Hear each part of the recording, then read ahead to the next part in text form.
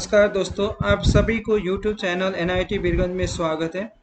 हम लोग web development के सीरीज में आज डिस्कस करने वाले हैं जावा स्क्रिप्ट के बारे में। इससे पहले हम लोग ने HTML CSS के बारे में भी देखा था। बेसिक कॉन्सेप्ट के रूप में आप लोग को HTML CSS और जावा स्क्रिप्ट ये तीन चीज़ को यूज किया जाता है। HTML फॉर्मेटिंग लैंग्वेज हो गया जिसके थ्रू हम लोग स्ट्रक्चर डिफाइन करते हैं। आपका CSS होगा जहाँ पर स्टाइल शीट को इम्प्लीमेंटेशन किया जाता है, और जावा स्क्रिप्ट जिसके थ्रू आप प्रोग्रामिंग कॉन्सेप्ट को HTML में इम्प्लीमेंट यानी आपके वेबसाइट वेब पेज में इम्प्लीमेंट करते हैं। तो अभी के समय में आपको जावा स्क्रिप्ट आना मस्ट भी ज़रूरी है, क्योंकि अगर आप रिसर्च करते हो कोई भी टॉप प्रोग्रामिंग लैंग्वेज इन 2021 या 2020 तो उस समय आपको दिखाई देगा जावा स्क्रिप्ट 1 to 3 पोजीशन में ही है, क्योंकि इसी का अलग वर्जन जैसे जे स्क्रिप्ट हो गया आपका, उसके बाद रिएक्ट, उसके बाद आपका हो गया नोड JS हो गया, ये सारे चीज़ अवेलेबल हैं, या एजेक्स हो गया और synchronous Java script and XML। सो आपको बेसिक कॉन्सेप्ट जावा स्क्रिप्ट का मालूम है तो उसमें आप क्या कर सकते हैं, अपने आप को अपडेट कर सकते हैं। तो चलिए स्टार्ट करते हैं जावा स्क्रिप्ट के बारे में। तो जावा स्क्रिप्ट से स्टार्ट करने से पहले आपको समझना है कि why to learn the JavaScript, आपको पढ़ना क्यों है। जावा स्क्रिप्ट में आखिर ऐसा क्या चीज़ है जो आप इसको लर्न करना चाहते हो, ये क्यों इतना इम्पोर्टेंट है। आज के समय में वेब डेवलपमेंट में सबसे ज़्यादा इम्पोर्टेंट सेक्शन जावा स्क्रिप्ट माना जाता है। तो आखिर है क्या, तो देखिए जावा स्क्रिप्ट एक light weight interpreted programming language है। पहले ये फुल्ली प्रोग्रामिंग नहीं था, लेकिन अब फुल्ली प्रोग्रामिंग लैंग्वेज हो चुका है। इसको डायरेक्टली हम लोग क्या कर सकते हैं, ब्राउज़र के बेस में इसको रन कर सकते हैं और इसे आउटपुट को डिस्प्ले कर सकते हैं। इसके लिए अलग से हमें सर्वर या कोई अनदर सॉफ्टवेयर की ज़रूरत नहीं है, और ये इंडिविजुअली नहीं लिखा जाता है, इसको आपको HTML में इम्प्लीमेंट करके व इंटीग्रेट करके लिखते हैं। और ये क्या है कि आपका open and cross platform, open source का मतलब होता है कि आप इसके सोर्स कोड को डाउनलोड कर सकते हैं, इसके लिए आपको कोई भी पेमेंट करने की ज़रूरत नहीं है, और किसी भी प्लेटफॉर्म मतलब कोई भी ऑपरेटिंग सिस्टम में आपका ये सॉफ्टवेयर रन हो सकता है। अब देखिए स्टूडेंट के लिए या प्रोफेशनल के लिए क्यों ज़रूरी है, तो एक तो ये इजी टू लर्न होता है, दूसरा क्या होता है कि आप कहीं भी वेब डेवलपमेंट प्रोग्राम के लिए जाते हो तो वहाँ पर आपको पहला क्वेश्चन पूछा जाएगा कि आपको जावा स्क्रिप्ट का नॉलेज है कि नहीं है। तो ये अगर नॉलेज नहीं है तो फिर आपको जॉब के लिए मुश्किल होगा। जावा स्क्रिप्ट बेस्ड फ्रेमवर्क ही jQuery, Node.js हैं, जो Node.js आजकल के समय में यूज किया जाता है। तो अगर आपको बेसिक कॉन्सेप्ट पता है तो आप इजली इसमें भी जा सकते हो। जावा स्क्रिप्ट के थ्रू आपको beautiful and crazy website create कर सकते हैं। जावा स्क्रिप्ट के थ्रू आप मोबाइल ऐप भी डेवलपमेंट कर सकते हो। तो आज के समय में अगर आप जॉब के लिए अप्लाई करते हो तो JavaScript is the one of the most important game changer है। तो आपको जावा स्क्रिप्ट तो आना ही चाहिए। अब जावा स्क्रिप्ट है क्या चीज़, तो जावा स्क्रिप्ट एक डायनेमिक कंप्यूटर प्रोग्रामिंग लैंग्वेज है। ये आपको वेब पेज में प्रोग्रामिंग कॉन्सेप्ट को इम्प्लीमेंट करने के लिए यूज किया जाता है। अब इसको हम लोग क्लाइंट साइड भी बोलते हैं। क्लाइंट साइड इसलिए बोला जाता है कि आपके ब्राउज़र के बेस में रन होता है, इसके लिए आपको अलग से कोई सॉफ्टवेयर की ज़रूरत नहीं है। जस्ट लाइक HTML आप प्रोग्राम लिखते हो उसी तरह आप इसको भी यूज करोगे इनसाइड द HTML और उसको रन करोगे। जावा स्क्रिप्ट ऑब्जेक्ट ओरिएंटेड कैपेबिलिटीज़ को इंक्लूड किया हुआ है। ऑब्जेक्ट ओरिएंटेड का मतलब होता है कि जो प्रोग्राम क्लास एंड ऑब्जेक्ट के बेस में हो, और 4 फीचर्स यानी आपका data abstraction, encapsulation, inheritance and polymorphism का कॉन्सेप्ट लिया हो, उसको बोलते हैं ऑब्जेक्ट ओरिएंटेड बोलते हैं। जावा स्क्रिप्ट के देखिए डिफरेंट फ्रेमवर्क्स अवेलेबल हैं, जैसे एंगुलर, रिएक्ट है ना, jQuery, जो आज के समय में सबसे पॉपुलर नेम्स हैं। अगर आप किसी भी वेबसाइट के लिए देखिएगा आज के समय में तो यही लोग बात करते हैं, एंगुलर, रिएक्ट, jQuery के बारे में बात करते हैं। तो आपको बेसिक कॉन्सेप्ट अगर पता हो तो आप ऑटोमेटिकली उसमें क्या कर सकते हो, नए कॉन्सेप्ट को एक्सेप्ट कर सकते हो, आप अपने आप को कन्वर्ट कर सकते हो। Client side and server side जो एप्लीकेशन है, तो आपको क्लाइंट साइड के लिए, क्लाइंट साइड का मतलब होता है, याद रखिए, दो होते हैं, एक सर्वर साइड होता है, दूसरा क्लाइंट साइड होता है। क्लाइंट साइड मतलब जो ब्राउज़र के बेस में रन होता है। ब्राउज़र जैसे हम लोग बोलते हैं गूगल क्रोम हो गया, उसके बाद आपका इंटरनेट एक्सप्लोरर हो गया, मोजिला फायरफॉक्स हो गया, ये जो ब्राउज़र्स हैं इनको ही बोला जाता है क्लाइंट साइड। और सर्वर साइड का मतलब होता है कि आप जो प्रोग्राम को सर्वर के बेस में, वेब सर्वर के बेस में रन करते हो, जस्ट लाइक IIS हो गया, वार्म सर्वर हो गया, जैम सर्वर हो गया, अपाची सर्वर हो गया, ये सारे क्या होते हैं कि they are the server side होते हैं। तो पहले आपको क्लाइंट साइड के बारे में काम होना चाहिए, पता होना चाहिए, उसके बाद आप सर्वर साइड के लिए यूज करोगे। अब देखिए प्रोग्राम कैसे लिखते हैं, तो ईजी है। जो हम लोग को इसको करना क्या है कि HTML में इंटीग्रेट करके लिखना है, लेकिन HTML के बीच में हम लोग क्या करेंगे, बॉडी सेक्शन में ये वाला पार्ट को यूज करते हैं। लिखने का तरीका दो है, आप कोई भी यूज कर सकते हो। जैसे स्क्रिप्ट बोला, उसके बाद आप जावा स्क्रिप्ट का कोड लिखोगे, उसके बाद आपको स्क्रिप्ट क्लोज कर देना है। और आप क्या कर सकते हैं, script language equal to JavaScript, type equal to text slash JavaScript, उसके बाद आप जावा स्क्रिप्ट को कोड लिखेंगे और लास्ट में स्क्रिप्ट को क्लोज कर देंगे। जैसे देखिए सिंपल एक प्रोग्राम के लिए हम लोग क्या करते हैं, पहले स्टार्टिंग HTML, उसके बाद बॉडी, यहाँ स्टार्टिंग किया स्क्रिप्ट। इसका मतलब हो गया कि आपने जावा स्क्रिप्ट को यहाँ पर इम्प्लीमेंट करने जा रहे हो, तो ये स्क्रिप्ट लिखा।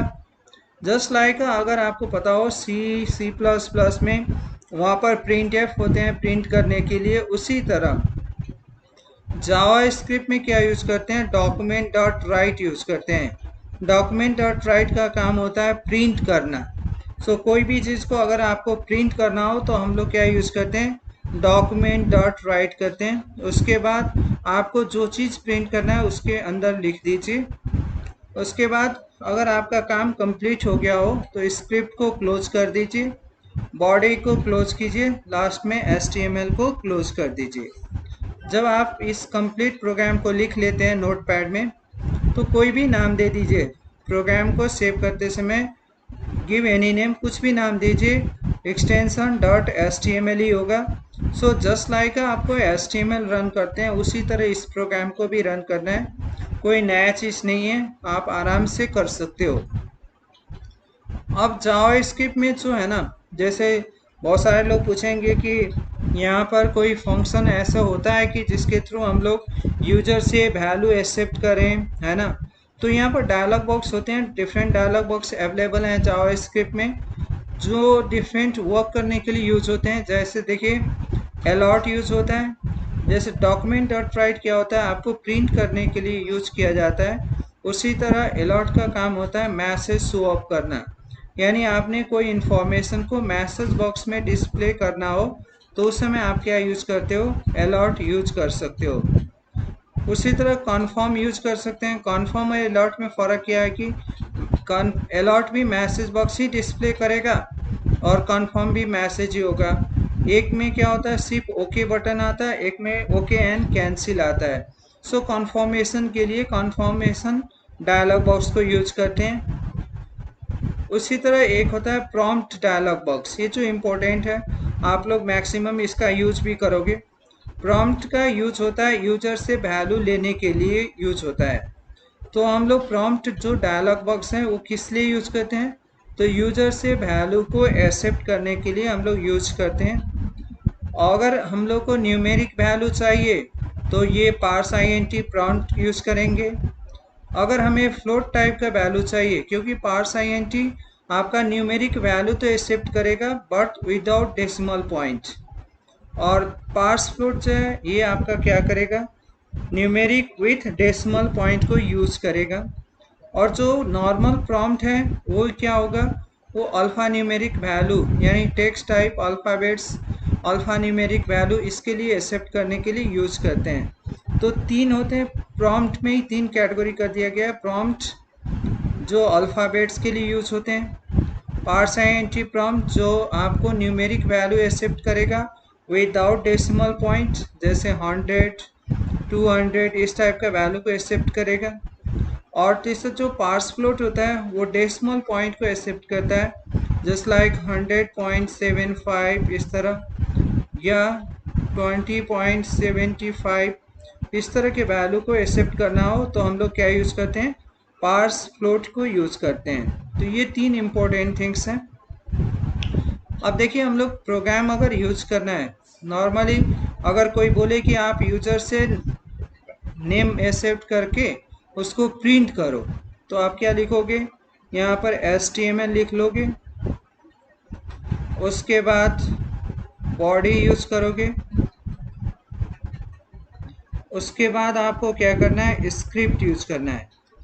आपको स्क्रिप्ट लैंग्वेज यूज़ करने जा रहे हो, सो स्क्रिप्ट यूज़ कीजिए। वेरिएबल डिक्लेरेशन करने के लिए यहाँ पर var यूज करते हैं। कोई भी वेरिएबल नेम आप डिफाइन कर सकते हो, वेरिएबल नेम दिया।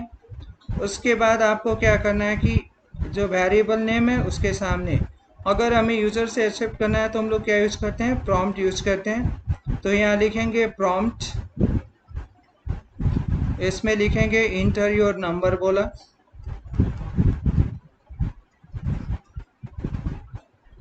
और इंटर योर नेम, अभी नेम ही एक्सेप्ट कर लेते हैं, सो इंटर योर नेम किया गया। अब इसको इसके बाद नेम एक्सेप्ट करने के बाद उसको प्रिंट आउट करके दिखाना हो तो हम लोग क्या लिखते हैं, डॉक्यूमेंट डॉट राइट, जो आप लोगों ने पहले पढ़ा। डॉक्यूमेंट डॉट राइट का काम क्या होता है, प्रिंट करने के लिए यूज किया जाता है।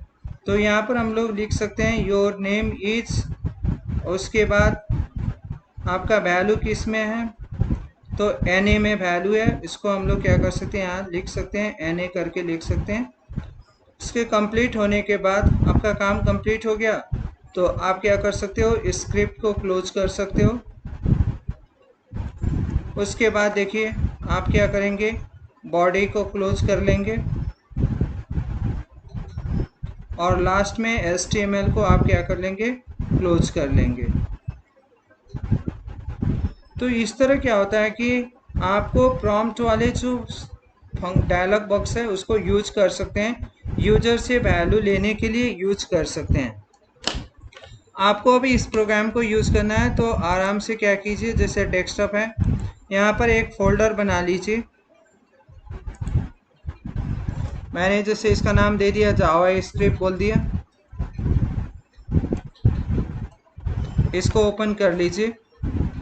उसके बाद यहाँ पर एक नोटपैड क्रिएट कर लीजिए, ये नोटपैड हो गया, इसको ओपन कर लेते हैं।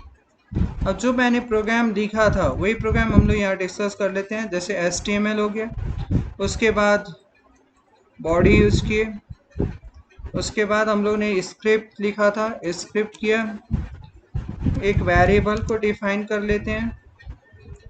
यहाँ पर सेमीकोलन दीजिए या ना दीजिए कोई प्रॉब्लम नहीं है। NA इक्वल टू प्रॉम्प्ट, यहाँ पर लिख लेते हैं इंटर योर नेम। जो हम लोग ने पहले डिस्कस किया था वही प्रोग्राम को हम लोग कर रहे हैं। उसके बाद अब इसको प्रिंट करना हो तो डॉक्यूमेंट डॉट राइट यूज़ कर लेंगे।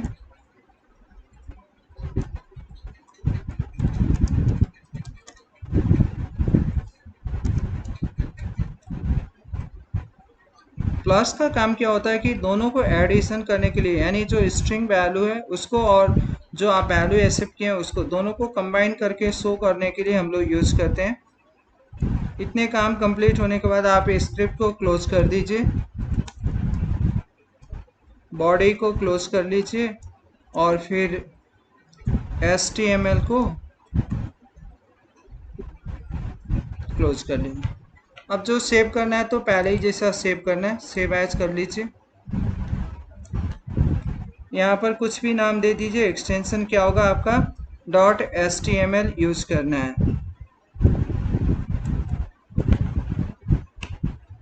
अब इसको हम लोग रन करके देख लेते हैं।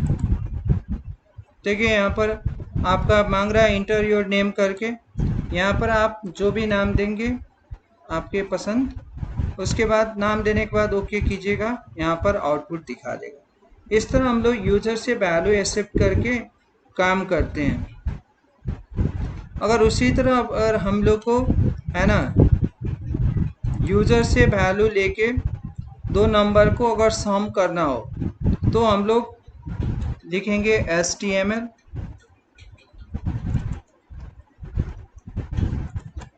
उसके बाद आपका बॉडी सेक्शन, और आप चाहें तो हेड सेक्शन भी ऐड करके उसमें कुछ लिख सकते हैं। हम लोग स्पेशली यहाँ पर जावा स्क्रिप्ट के लिए डिस्कस कर रहे हैं, इसलिए यूज़ करें। अब यहाँ पर हम लोग वेरिएबल डिक्लेरेशन कर लेंगे, ABC 3 वेरिएबल डिक्लेरेशन कर लेते हैं। A इक्वल टू, अगर हमें न्यूमेरिक वैल्यू लेना है तो हम लोग ने पढ़ा था पार्स int, उसके बाद यहाँ पर क्या यूज़ करेंगे, प्रॉम्प्ट लिखेंगे इंटर योर नंबर, सेमीकोलन आप डालना चाहे डालिए, नहीं डालना चाहे हटा दीजिए, कोई दिक्कत नहीं है। B equal to parse int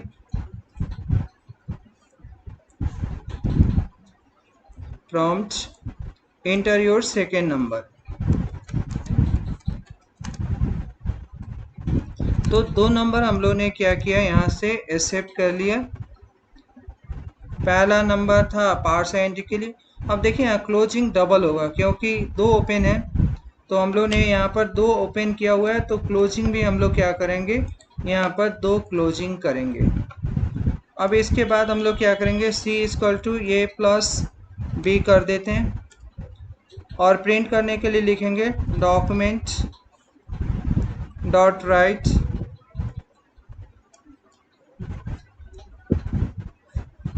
और उसके बाद सम इज, आपका वैल्यू किस में है, C में है, C को यहाँ पर लिख देंगे। लास्ट में स्क्रिप्ट को क्लोज कर देंगे, बॉडी को क्लोज कर देंगे और HTML को क्लोज कर देंगे। ये हो गया। देखिए हम लोग ने दो वैल्यू यूजर से लिया और उसको सम करके उसमें शो ऑफ कर दिया। तो यहाँ पर फाइल सेव एज करेंगे, आप नाम दे दीजिए जो नाम देना चाहें, जैसे मैंने W3 दिया .html, एक्सटेंशन आपको मस्ट भी HTML ही डालना है। देखिए आपका W3 यहाँ पर फाइल बन चुका है, इसको ओपन कीजिए। यहाँ देखिए आपको नंबर मांग रहा है, जैसे मैंने 4 दिया, उसके बाद 7 दिया, ओके करेंगे तो यहाँ पर 11 डिस्प्ले करेगा। अगर हम लोग ने एक अलॉट पढ़ा हुआ था, अगर आपको प्रिंट नहीं करना है, मैसेज डिस्प्ले करना है, तो यहाँ पर क्या यूज़ कर सकते हैं, ALERT अलॉट यूज़ कर सकते हैं। अब इस प्रोग्राम को हम लोग अलग सेव एज कर लेते हैं, इसको W4.html कर लेते हैं।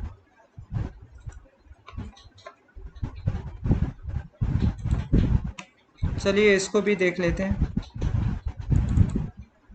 देखिए यहाँ नंबर मांग रहा है, हम लोग ने दिया 22, 11, ओके किया। देखिए मैसेज बॉक्स में डिस्प्ले, इससे पहले प्रिंट करके दिखा रहा था, अगर आप अलॉट यूज़ करते हैं तो यहाँ पर मैसेज डिस्प्ले करेगा।